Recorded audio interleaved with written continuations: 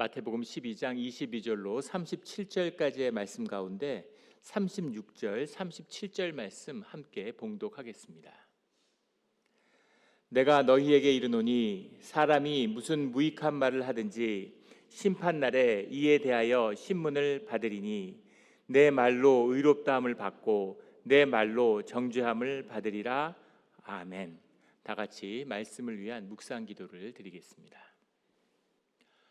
하나님 아버지, 감사합니다. 주의 말씀을 듣고자 저희가 주의 제단 앞에 모였습니다.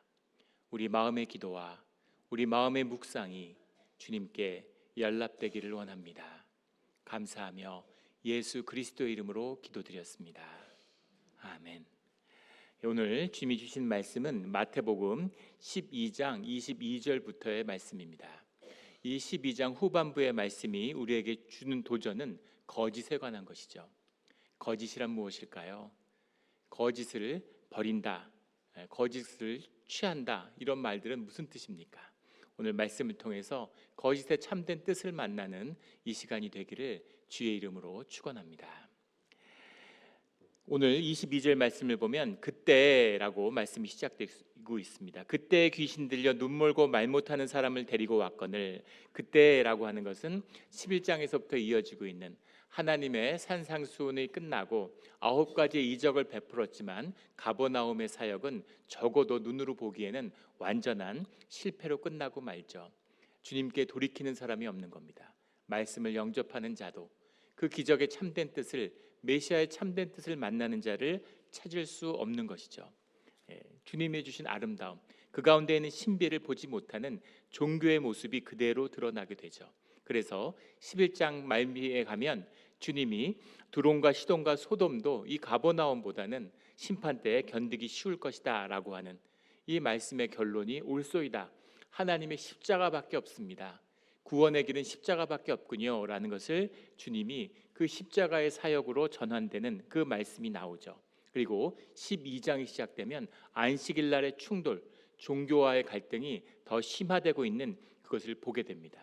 그 흐름 가운데 오늘 이어지고 있는 것이죠. 그때 귀신 들려 눈 멀고 말 못하는 사람을 데리고 왔거늘 예수께서 고쳐주심에 그 말 못하는 사람이 말하게 되며 보게 된지라. 귀신이 들려서 말도 못하고 듣지도 못하는 눈먼 사람, 이런 사람을 주님이 그 인격으로 감화되는 그 공동체가 함께하는 그 시간 가운데 주님을 찾아오는 것으로 그 귀신을 쫓게 되었다는 겁니다. 23절에 무리가 다 놀랐다라고 하는 이 말씀이 깜짝 놀라서 정말 넘어질 뻔했다. 그런 표현의 말인데 굉장히 충격을 받았다, 이런 말씀이죠. 이는 다윗의 자손이 아니냐. 다윗의 자손이라는 건 메시아의 별칭이죠. 그래서 이분이야말로 메시아가 아니냐, 귀신을 다스리는 이분이야말로 메시아가 아니냐, 이렇게 사람들이 반응했다는 거죠. 그러자 하나님을 바라보지 않고 사람들을 바라보는 자들, 이 종교의 거짓 가운데 서 있는 바리새인들이 뭐라고 반응하냐면 24절에 그것을 듣고 이르되 이가 귀신의 왕 바알세불을 힘입지 않고는 귀신을 쫓아내지 못하느니라. 그래서 예수님의 사역은 귀신의 왕 바알세불의 능력을 힘입어서 하는 거야, 이건 마귀의 역사야 라고 바로 단죄했다는 겁니다. 보지도 못했는데, 그리고 자신의 이웃과 자신의 공동체 가운데 오랫동안 고통받는 사람이 나음을 받았다면 그 나음에 놀라워하고 그 나음을 본 그대로 그 일에 감사하는 그 마음이 먼저 나와야 될 텐데, 종교인들은 예수님을 라이벌로, 위협으로 받아들이는 거죠. 그래서 다짜고짜 바알세불, 귀신의 역사다, 이렇게 단죄부터 하는 것입니다. 바알세불에 힘입어서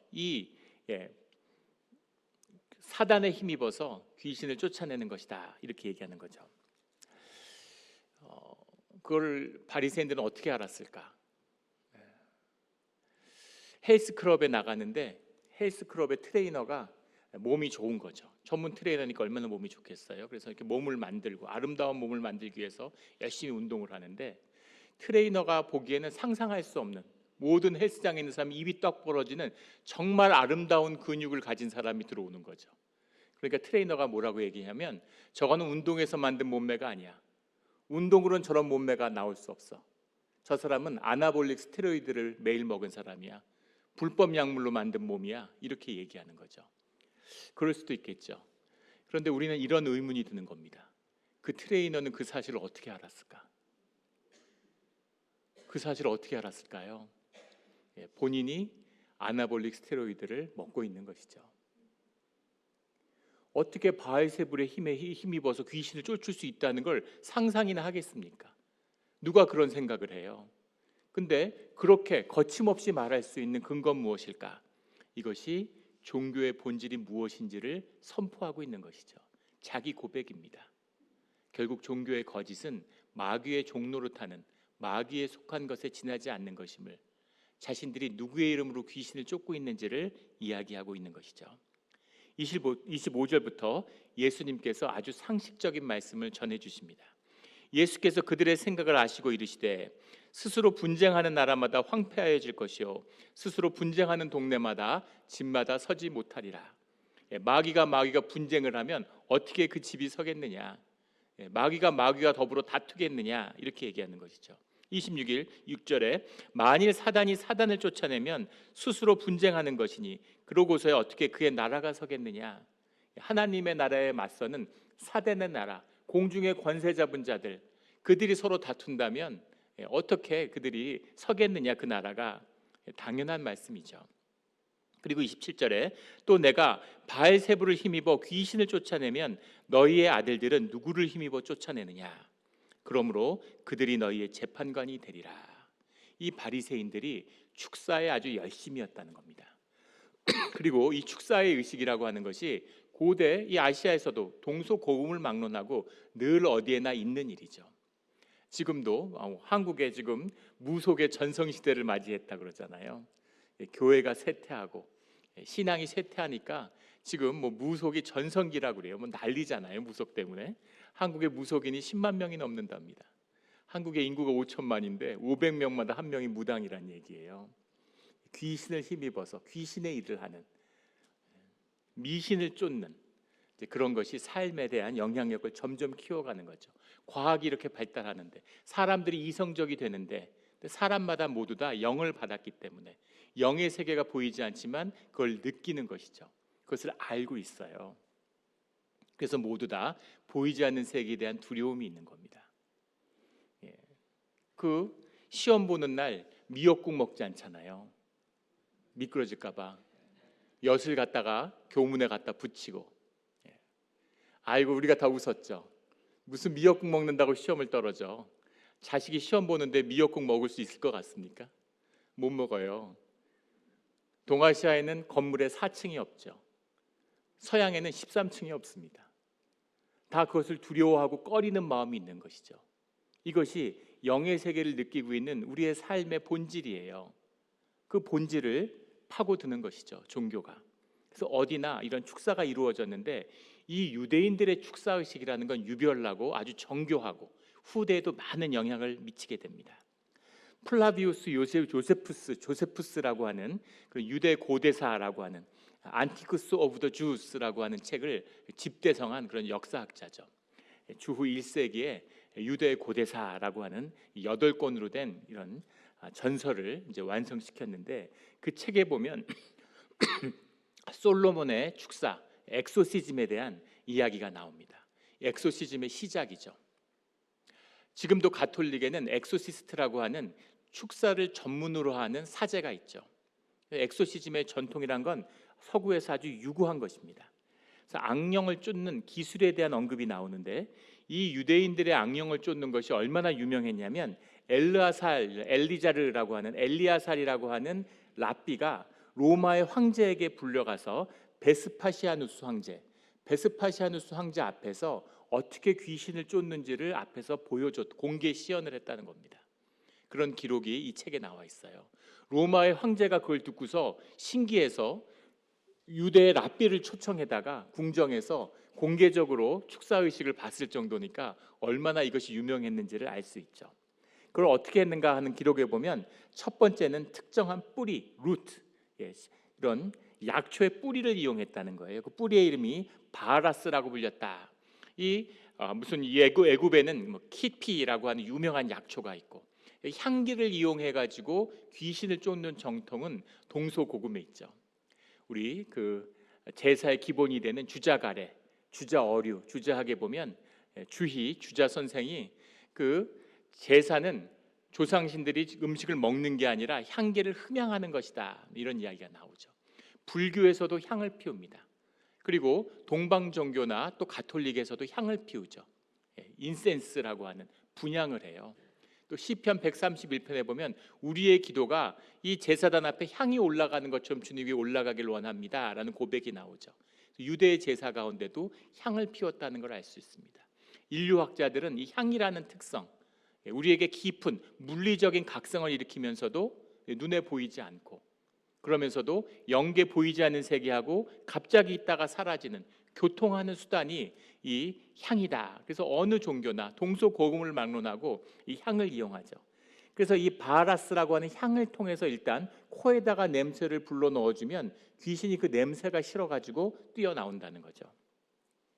두 번째는 솔로몬의 주문이라고 하는 그 고대 유대에 내려오는 전승의 책이죠. 테스먼트 오브 솔로몬입니다. 솔로몬의 유언이라고 하는 책이 있는데 물론 유작이 아닐까 싶습니다. 그런데 그 책 가운데 이 솔로몬의 주문이라는 게 나와요. 어떻게 귀신을 쫓는지 하나님의 이름을 선포하고 천사의 이름을 부른 다음에 그 다음에 주문의 공식에 따라 외면은 그 귀신을 쫓아낼 수 있다, 이런 그 주문이 나온다는 거죠. 그래서 솔로몬의 주문을 외웠다는 겁니다.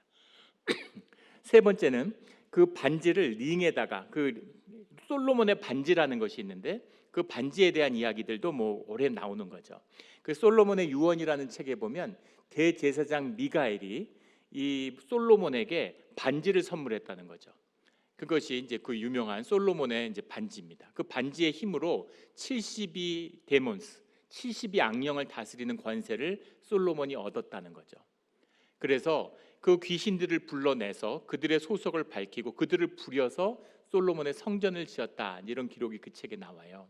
그런데 이 악령을 불러내는 소환술, 이런 것이 중세의 뭐 레메기톤, 고에티아 이런 마법서로 전해지고 현대도 마찬가지입니다. 뭐 서양에서 하는 흑마술, 뭐 귀신 소환술, 이런 거에는 어김없이 이 솔로몬의 주문을 이용하죠. 그래서 이 귀신을 다루는 능력을 그 반지가 얻었다라고 보는 겁니다. 이 전통이 후대에 이어져서 유럽 중세 니벨룽겐의 반지라고 하는 그 독일의 반지의 전승, 또 현대 오면 톨킨이 쓴 유명한 반지의 제왕이라는 거 있죠. 드라마도 만들어지고 영화로도 만들어지고 거기 절대 반지라고 하는 영을 다스리는 권세의 반지가 나오는데, 이런 반지 이야기들의 이제 원형적인 그 모티브가 바로 이 솔로몬의 반지죠.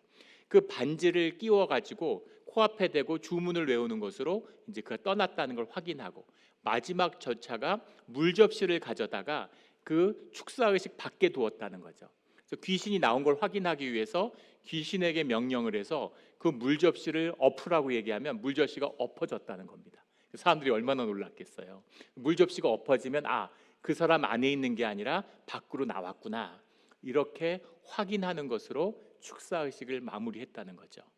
이런 일들을 바리새인들이 수도 없이 하는 겁니다. 그런데 자기들은 그렇게 귀신을 쫓으면서 예수님이 귀신을 쫓으니까 이건 우리는 하나님의 이름으로 하는 건데 예수는 바알세불의 힘을 빌어서 하는 거야, 이렇게 주장을 했다는 거죠. 왜 그랬을까요? 위협이 됐기도 했겠지만 자신들의 전통을 따르지 않기 때문입니다. 축사가 일어났지만 다른 거예요. 뭐가 달랐을까? 자신들은 도구를 이용하는데 예수님은 도구를 이용하지 않아요. 예수님은 권위가 있는 겁니다.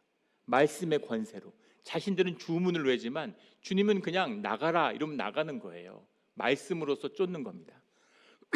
자신들은 예식을 주관하는데 주님은 그런 말씀을 하지 않고 성령이 임재하면, 빛이 임하면 어둠은 떠나는 것이죠.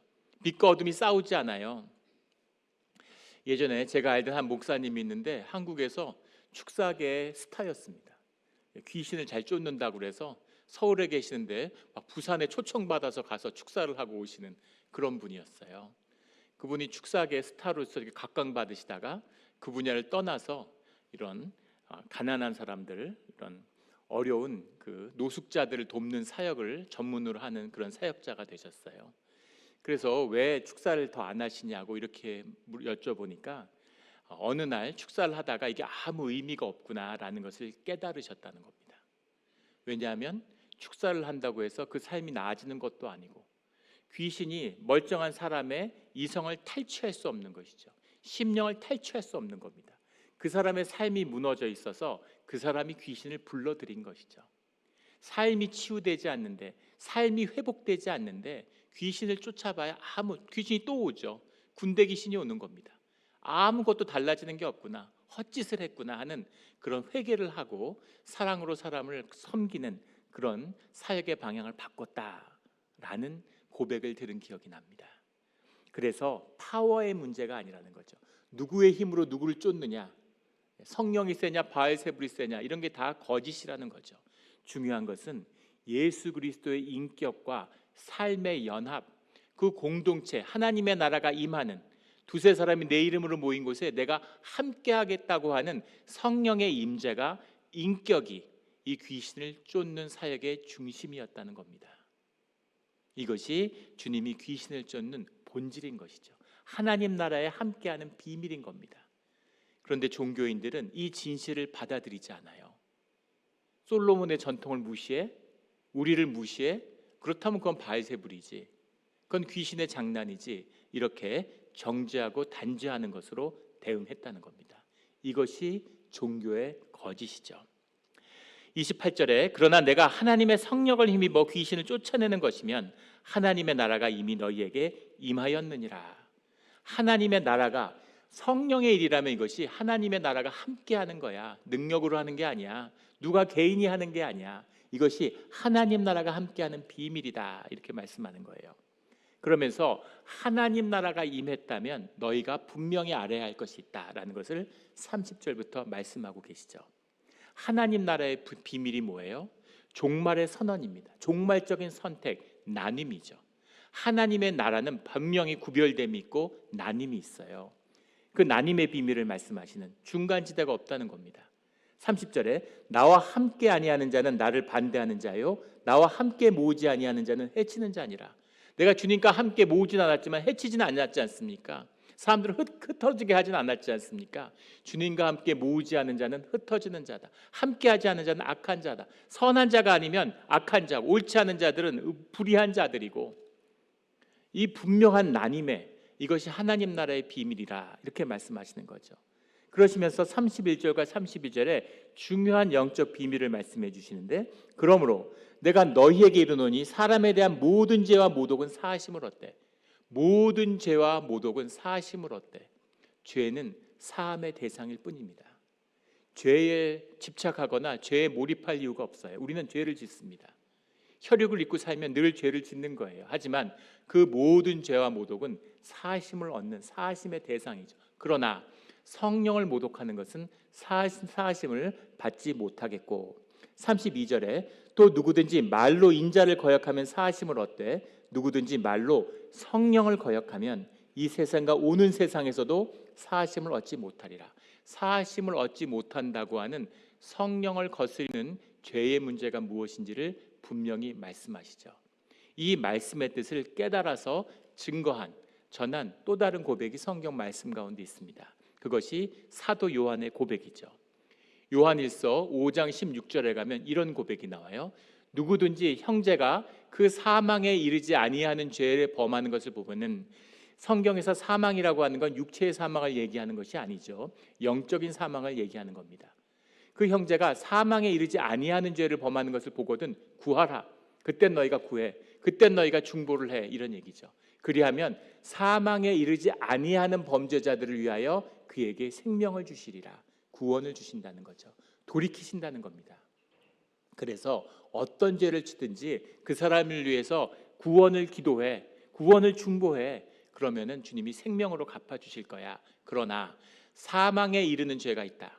사망에 이르는 죄, 이에 관하여는 나는 구하라 하지 않노라. 그런 건 구할 필요 없어. 그런 죄는 결코 중보가 되지 않아. 주님이 받으시지 않아. 사실은 이것도 당연한 이야기가 아니겠습니까? 성령이 구원을 해주시는데, 성령이 용서해 주시는데, 예수님과 성령님과 하나님은 한 분이신데 성령을 거역하면 누구에게 용서를 받겠습니까? 성령을 거부하는데 누구에게 용납을 받겠습니까? 하나님을 거부하는데 어디로 돌이키겠습니까?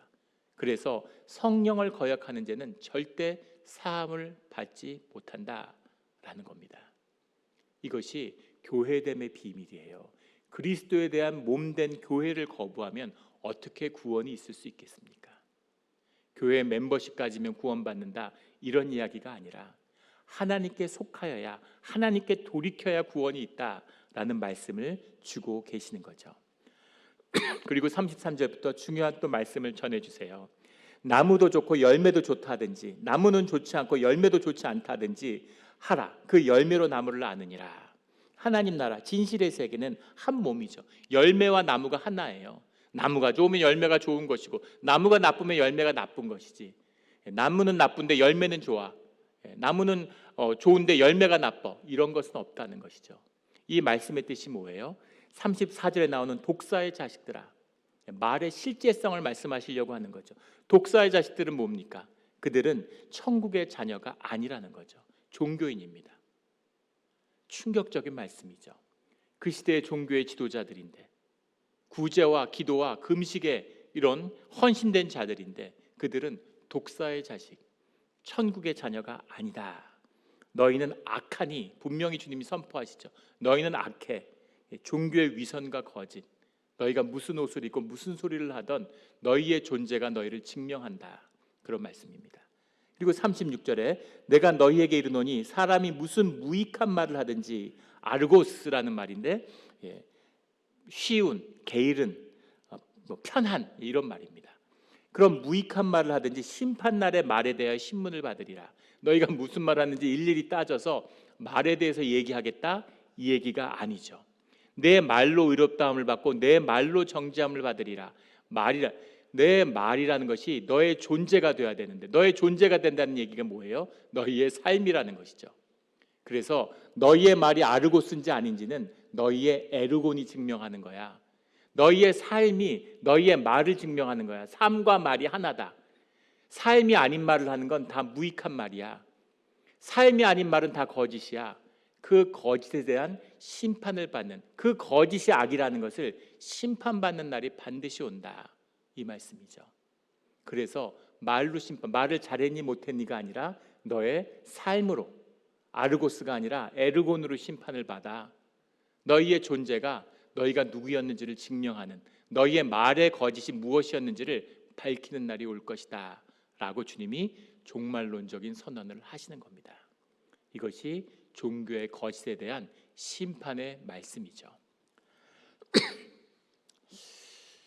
제가 한 4년 정도 된 것 같은데요, 제가 예전에 섬겼던 교회에 권사님이 돌아가셔서 심장에 스텐트를 받는 아주 간단한 시술이라고, 그걸 교체한다고 그래가지고 아주 건강하고 전날도 골프 치셨는데, 그런데 이걸 교체하고 그리고 다음 주 한 주 쉬고 그 다음 주부터는 교회 또 나오신다고 그러고 병원에 가셨는데 2달을 입원해 계시다가 돌아가셨습니다. 그래서 정말 그 안타까움을 뭐라 말할 수가 없죠. 이게 정말 의료살인 아닌가, 이런 생각이 들고 참 분한 마음도 있었어요. 근데 권사님이 더 특별했던 건, 제가 교회 처음 왔을 때 목사님 아무 걱정하실 필요 없다고, 저희 아이들 셋은 내 자식들이고 내가 엄마고 내가 할머니이기 때문에 내가 키울 테니까 아무 걱정하지 마시라고. 그런데 정말 아이들을 사랑으로 감싸주시고 매주 2번씩 찌개와 음식, 반찬 이런 걸 준비해서 집 앞에 갖다 놓으셨는데 7년 동안 단 한 주도 거르지 않으셨습니다. 어떻게 이러실 수가 있을까? 그리고 항상 아이들 챙기고, 어디 여행 가시면 꼭 선물 챙겨오고 생일 챙기시고, 정말 어머니와 할머니 같이 그런 분이셨는데, 그 권사님이 돌아가시니까 아이들도 참 슬퍼하고 저도 정이 들고 옛날 생각나니까 그 비통함을, 안타까움을 참, 그래서 안 그러려고 그랬는데 임종 의사 선생님이 내일을 계속해서 연속적으로 심장마비가 오는 거예요. 그래서 오늘 내일을 넘기시기 어려울 것 같다, 이런 얘기를 듣고, 그래서 병원에 가서 같이 시간을 보내다가 이제 마지막 임종을 맞았습니다. 임종 예배를 드리는데 한번 눈물이 터지니까 걷잡을 수가 없는 거예요. 눈물이 막 끝없이 쏟아지는 겁니다. 그래서 임종 예배를 가까스로 마쳤는데 한 집사님이 저한테 와서 그러세요. 아니 목사님, 임종 예배가 천국의 환송 예배인데 천국에 갔다는 걸 기쁨으로 받아야지 목사님 그렇게 우시면 어떡하냐고 슬퍼하면은 그게 덕이 되겠느냐, 교인들이 뭘 보고 배우겠냐고 이제 저를 나무라시는 거죠. 예. 덕을 세우고 왜 우리 예배 모범을 목사님이 보여주셔야, 목사님이 그렇게 서러워하고 막 그러면 이 뭐가 되느냐 예배가. 그래서 제가 죄송하다고, 제가 부족해서 그렇다 이렇게 말씀을 드렸습니다. 겉으로는 그렇게 말했지만 속으로는 집사님 어머님 돌아가시면 어떻게 하는지 한번 보자 이런 마음이 들었어요. 슬픈데 울지도 못해. 항상 기뻐하라고 그래가지고 교리적으로 신앙을 받는 거죠. 교리를 인정하는 걸 신앙이라고 생각하는 거예요. 무슨 홍길동도 아니고 아버지를 아버지라 부르지 못하고 형을 형이라 부르지 못하는, 슬프면 울고 기쁘면 웃는 거지 왜 울지도 못하고 슬퍼하지 웃지도 못하고 뭡니까 도대체. 뭔가 종교를 굴레로, 종교를 압박으로 밖에 받아들일 수 없는 우리의 선악과가 종교의 교리를 만나서 만들어낸 종교의 거짓이죠. 슬픔데 울지 말라고 하는 그런 신앙이 어디에 있겠습니까? 근데 이것을 우리는 종교의 거짓으로 받아들일 수 있다는 것이죠. 이것이 종교의 굴레고 종교의 거짓입니다. 주님이 함께하는 성령의 자유함을 얻지 못한다고 하면 이 모든 것이 우리 삶의 굴레가 될 뿐이죠. 근데 이 거짓이라고 하는 것의 의미는 세상의 본질이기도 합니다. 주님의 실제, 성령의 실제와 함께하지 않는 모든 것은 사실은 미신에 지나지 않죠. 그냥 그렇다고 믿는 것에 다르지 않다는 겁니다. 과학은 다를까요? 과학이 미신과 대결하고 있다고 생각하는 분들이 있지만 우리 교회도 과학자들이 많으시죠. 과학도 미신입니다. 과학은 왜 과학일까요? 과학을 대표하는 과학 철학자 칼 포퍼는 과학이 과학인 이유가 과학이 반증 가능성에 대해서 열려있기 때문이다 이렇게 정의합니다. 무슨 얘기냐면 과학은 반대 증거가 나오면 그러면 과학성을 내려놔, 과학이 아니라는 걸 인정해 이렇게 얘기하는 거죠. 이를테면 사과는 늘 밑으로 떨어져, 만류인력의 법칙이죠. 만약에 사과가 한 알이라도 하늘로 올라가는 걸 보면 그러면 만류인력의 법칙이라는 건 보편성 때문에 폐기되는 거야 이렇게 얘기하는 겁니다. 실제 그렇게 될까요? 사과가 하늘로 올라가는 걸 봤어요. 그러면 과학 법칙이 폐기됩니까? 천만의 말씀이죠. 그건 초과학의 영역으로 밀어내는 거예요. 과학은 과학으로 쭉 가는 겁니다. 사람들이 과학적이라고 믿고 있는 동안. 이것이 우리가 살고 있는 이 현상 세계의 거짓이에요. 주님과 함께하는, 하나님과 함께하는 진리의 세계에 있지 않으면 모든 것은 결국 껍데기고 거짓에 지나지 않는다는 겁니다. 이게 거짓의 왕, 사단이 다스리는 세상의 비밀이죠. 근데 이 세상의 거짓의 역사는 점점 더 깊어지고 점점 더 심화되고 있다는 겁니다. 거짓과 진실을 점점 흐려서 모든 걸 거짓으로 만드는, 세상이 혼란하고 점점 더 극단적인 대결이 일어나고 마귀의 역사죠. 이제는 누구도 세상의 분쟁을 중재하지 못해요. 예전에 언론이 그런 걸 했죠. 근데 언론이 전부 다 무너져 내려가지고 모든 것이 거짓이 되어버렸습니다. 다 가짜라고 얘기하면 되고 가짜 뉴스라고 얘기하면 돼요. 아무렇지도 않게 정치 지도자들이 거짓말을 아무렇지도 않게 합니다. 예전엔 그런 거짓 한마디로 정치적인 지도자가 무너졌는데 이제는 거짓이 드러나도 또 다른 거짓으로 막으면 되는 거예요. 지난주에 아주 충격적인 사건이 전 세계를 흔들었습니다. 한국에 배우가 있는데 아마 아시는 분도 계실 거예요. 김수현이라고 하는 젊은 배우가 최근에 2, 3년간은 활동이 없어가지고 이 배우가 있는데 이 배우에 대한 명예훼손 혐의, 거짓의 유포 혐의로 유튜버가 재판 중에 이제 구속 청구 영장이 발부됐다라는 것 때문에 구속을 청구했다 검찰이. 그게 큰 뉴스가 됐습니다. 이 뉴스가 충격을 준 거는 한 2, 3년 전이었다고 해요. 이 배우가 어떤 미성년자, 지금은 성년이 됐는데 그 미성년자였을 때 다른 어린 여배우와 교제를 했다, 아주 깊은 관계를 맺었다라는 게 스캔들이 됐다는 겁니다. 근데 그 여배우가 뒤에 자살을 했다는 거예요. 근데 마지막에 이렇게 도와달라 이렇게 도움을 요청했는데 그걸 냉정하게 끊었다는 겁니다. 그래서 이 배우의 완전히 그 명예가 나락으로 가고 사람들의 막 비난을 받고 그리고 광고는 다 끊기고 손해배상 청구를 당해서 수백억의 피해를 입고 완전히 파산으로 몰린 거죠. 몇 번이나 그렇지 않다고 자기는 그런 적이 없다고 사귄 적이 없다고 얘기했는데 누가 믿어줍니까? 근데 그걸 유포했던 유튜버들이 같이 나눴던 카톡 메시지의 대사를 공개하고 또 전화 통화에 녹음돼 있던 녹음의 메시지를 공개하고 그런 것들이 실시간으로 막 폭로가 되니까 이 남자 배우가 자기를 변명하게 한 이유들이 전부 거짓이었다는 게 그때 폭로되는 것이죠. 그래서 더 비난을 받고 더 손가락질을 받고 그래서 이 배우는 완전히 배우로서 파멸했는데 그리고 정작 2년이 지난 상태에서 재판 중에 그 모든 드러난 사실들이 다 AI로 조작된 증거였다는 사실이 밝혀졌다는 거죠. 그런데 거기다 더 충격을 더한 것은 이것이 1년 전, 2년 전에 조작된 것이기 때문에 밝혀진 것이지 만약에 금년 3월 이후에 조작됐다면 못 밝힌다는 겁니다. 일본에 국전이 있는데 일본을 자랑하는 최고의 예술 행사죠. 거기 사진전에는 AI가 조금이라도 가입돼 있으면 들어갔으면 사진전의 출품조차 받아주지 않는다고 공개하고 있어요. 근데 작년에 국품에서 국전에서 대상을 받은 작품이 수상 이후에 AI로 만들어진 것이라는 게 밝혀졌습니다. 제출한 사람이 선언했어요. 이미 사진의 영역에서는 AI로 만든 것과 사람이 찍은 것을 전혀 구분할 수 없다는 겁니다. 문자도 마찬가지고 음성도 마찬가지죠. 동영상은 아직 구별할 수 있지만 그것도 1년쯤 지나면 구별할 수 없다는 거예요. 이 사건이 왜 세계적인 관심을 모았냐면 더 이상 이 공적인 사법체계라는 형사사법의 질서가 유지될 수 있느냐라고 하는 근본적인 의문을 던졌다는 거죠. 재판이라는 건 법의 정욕에 앞서서 사실 판단과 법의 적용인데 사실 판단은 증거로 하는 거잖아요. 그런데 조작된 증거를 분별할 수 없다면 뭐가 참인지 뭐가 거짓인지를 분별할 수 없는데 어떻게 재판을 할 수 있냐는 겁니다. 재판이 의미가 있느냐?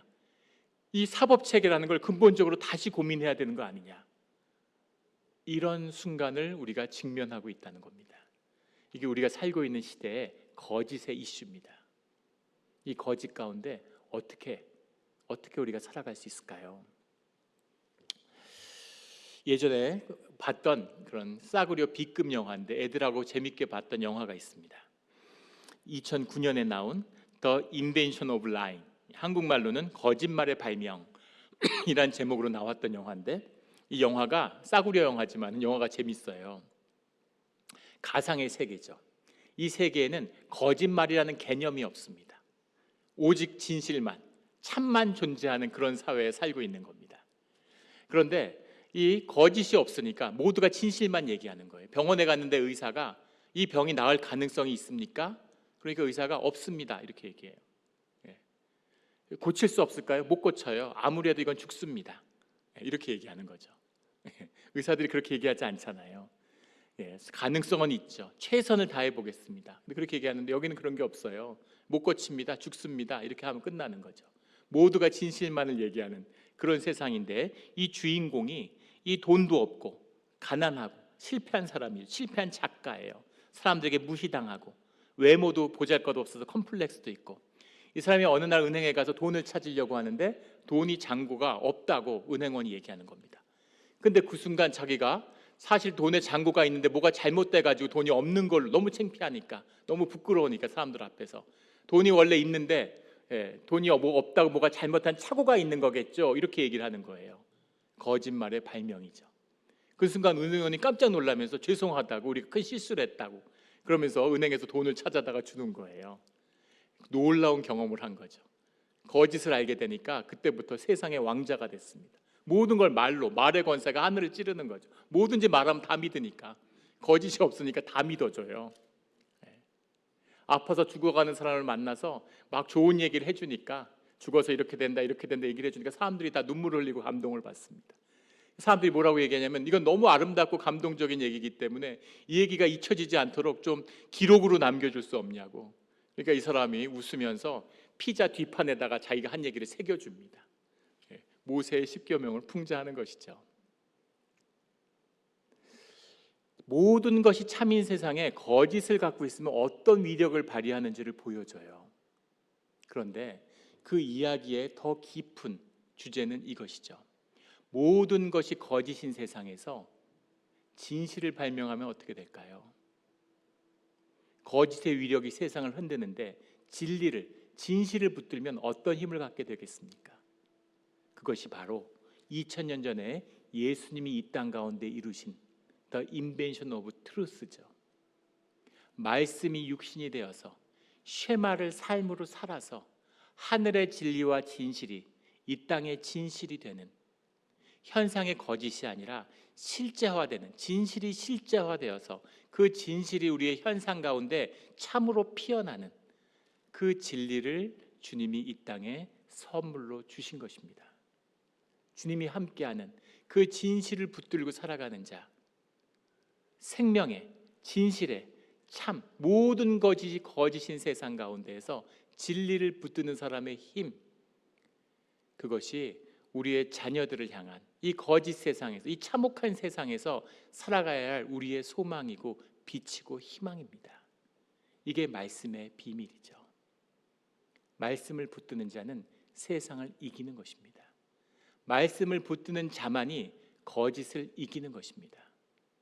주님이 함께하는 십자가의 비밀, 참된 진리와 진실의 길이죠.